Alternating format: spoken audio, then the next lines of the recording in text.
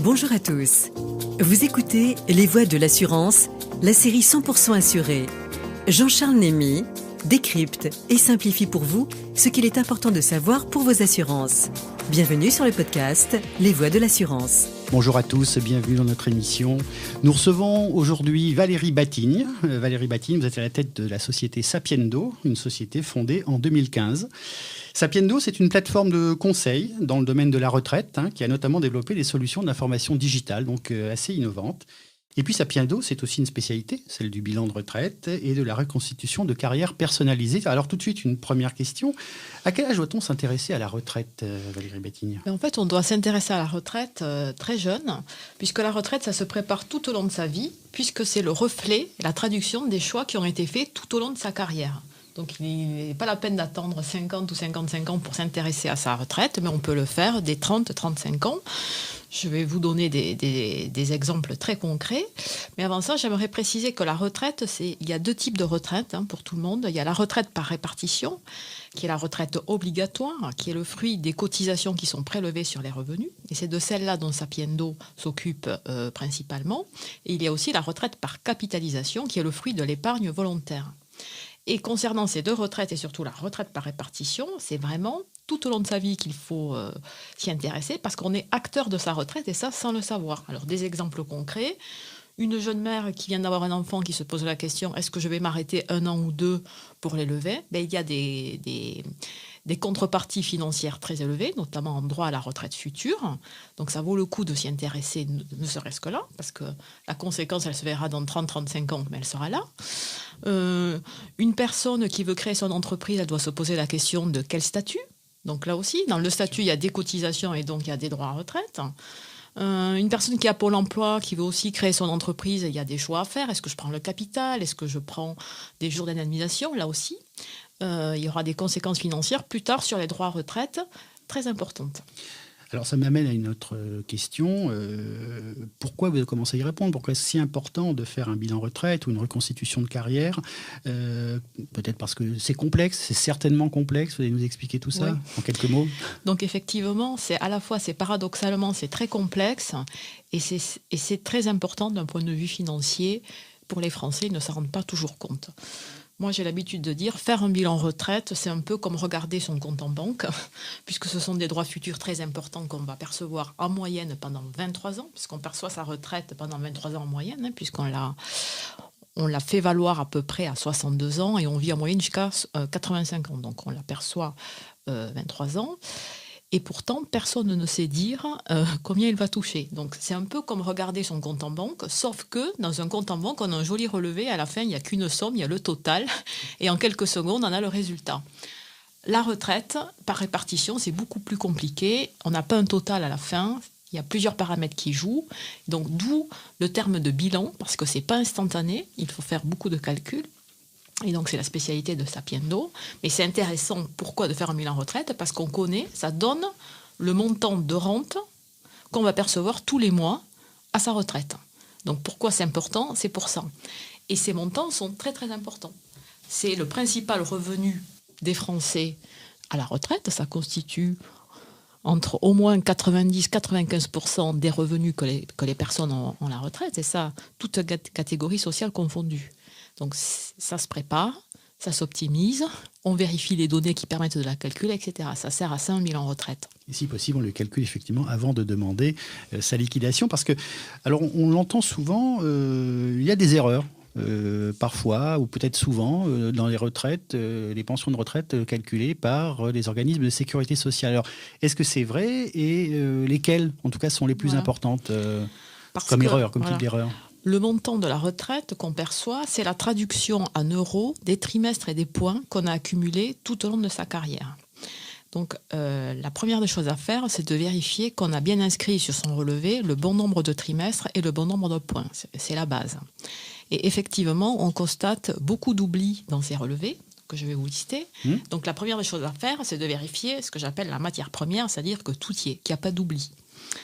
Alors, il y a souvent des oublis. Par exemple, au titre d'une année, on peut avoir des trimestres qui correspondent à du travail, mais pas des points de retraite complémentaires.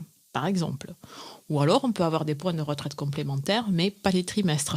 C'est-à-dire, par exemple, pour ceux qui sont à l'Agirc Arco et au régime général. Voilà, on peut avoir des points Arco, Agirc Arco désormais, et pas de trimestre, ou vice-versa. Oui. Ou alors, on peut avoir des points Agirc Arco, mais pas le bon nombre, pas celui qui correspond à la rémunération perçue. On peut aussi avoir des périodes oubliées. Par exemple, pour les hommes, le service militaire est très fréquemment oublié.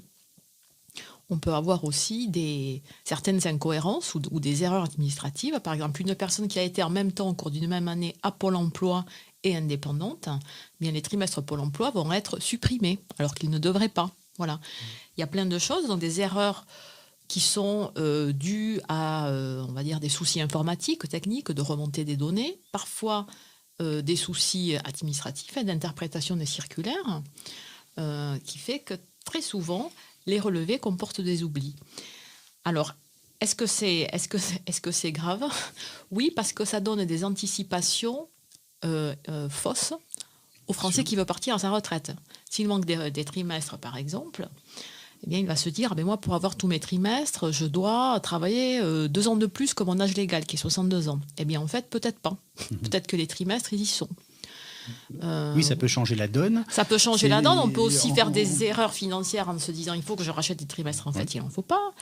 On peut aussi passer à côté d'opportunités, comme partir en départ anticipé avant 62 ans. Ça, c'est important quand même à souligner. Voilà, donc on peut vraiment faire des erreurs sur les dates de départ, sur les montants qu'on va percevoir. Voilà. Et pour les enfants, peut-être, il y a aussi des erreurs sur les enfants ? Je pose la question. Ce qui se passe pour les enfants, c'est que les enfants ne sont quasiment jamais reportés sur les relevés. Quand même. Et oui, or, un enfant donne droit à 8 trimestres, c'est-à-dire 2 ans. Oui, ce n'est pas rien. Ce n'est pas rien. Donc, toutes les mères qui voient leur nombre de trimestres affichés sur les relevés doivent rajouter 8 trimestres par enfant, donc 2 ans par enfant. Donc, c'est très significatif, mais encore faut-il savoir que les enfants ne sont pas reportés et qu'ils donnent droit à 8 trimestres de plus. Voilà. Donc c'est tout ça qu'on n'a pas avec les données de base fournies par le service public. C'est tous ces services en plus qu'on peut avoir en faisant appel à un tiers de confiance. D'accord, même sur le GIP Info Retraite. En fait, c'est les données que l'on a sur le GIP Info Retraite. Ce que vous nous dites peuvent être erronées pour toutes ces raisons.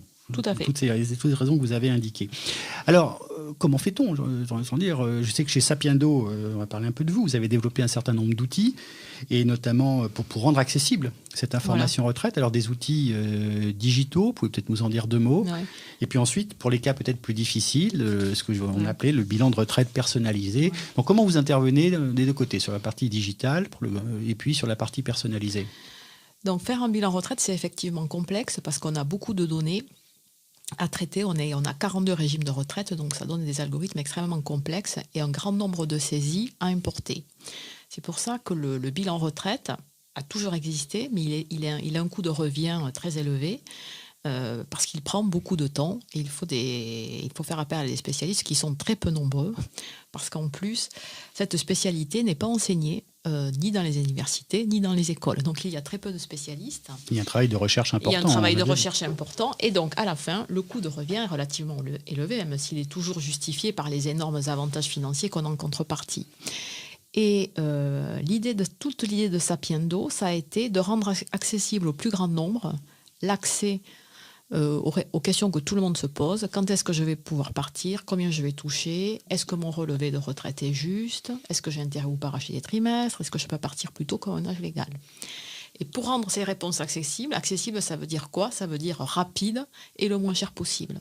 Donc on a développé une solution digitale qui a été la première sur le marché et qui a permis de gagner beaucoup de temps puisque la grande innovation a été de transformer les données retraite qui sont sur un support papier en métadonnées grâce à un système d'ossérisation.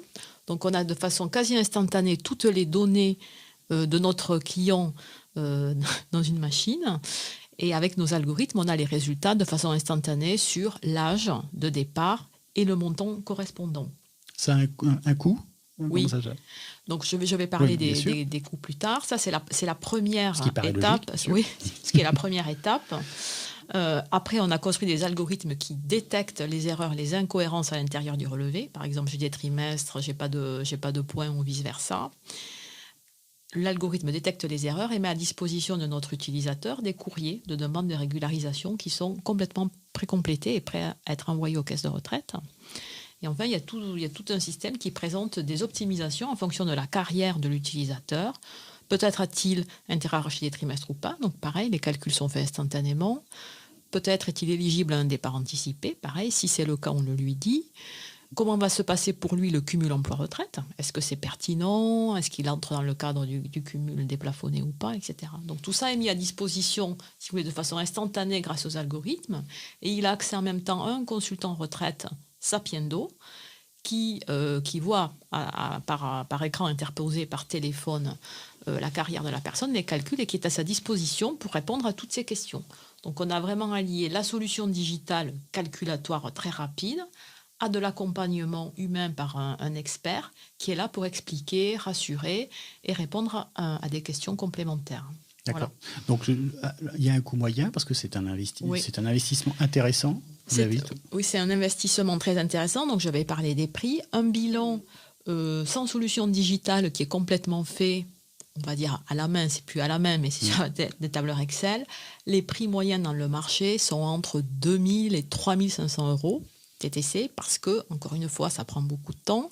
Avec notre solution digitale Sapiendo, c'est ramener un bilan complet à 600 euros TTC. Donc beaucoup, beaucoup moins cher. Effectivement, voilà. Peu cher même par rapport à tout ce que vous nous avez expliqué. Concernant les potentielles erreurs sur les relevés des organismes de base et complémentaires, donc, et l'argent que l'on peut gagner, bien entendu, donc on après. va donner, peut-être un ordre de grandeur aussi. Oui. Si, avec les algorithmes et l'étude du dossier, on récupère ne serait-ce que 100 euros par mois, ce qui est très très fréquent, 100 euros par mois, touchés tous les mois à la retraite pendant 23 ans, donc c'est 100 euros fois 12 mois fois 23 ans, ça fait un peu plus de 25 000 euros en équivalent capital. Voilà, il faut se rendre compte que le capital retraite par répartition des Français, il est énorme. Donc on n'en a pas conscience parce que les cotisations, surtout quand on est salarié, on ne les voit pas passer. Mais elles sont bien payées. C'est l'équivalent de 35% du salaire net d'un salarié qui est versé aux caisses de retraite. Donc c'est beaucoup d'argent tous les mois qui sont versés aux caisses de retraite. Et à la fin, quand on prend sa retraite, c'est quand même aussi beaucoup d'argent à récupérer. Donc il est essentiel de s'assurer que le compte est bon. Voilà. Effectivement, il est essentiel de s'assurer que le compte est bon, et nous allons conclure sur cette phrase. Donc, pour un investissement finalement assez modique, un gain très important effectivement pour la retraite, donc sur le long terme. Merci beaucoup Valérie Batine. Donc, je rappelle que vous êtes à la tête de la société Sapiendo, spécialisée dans le conseil en matière de retraite. Et à très bientôt, chers auditeurs, pour un nouveau podcast Les Voix de l'assurance.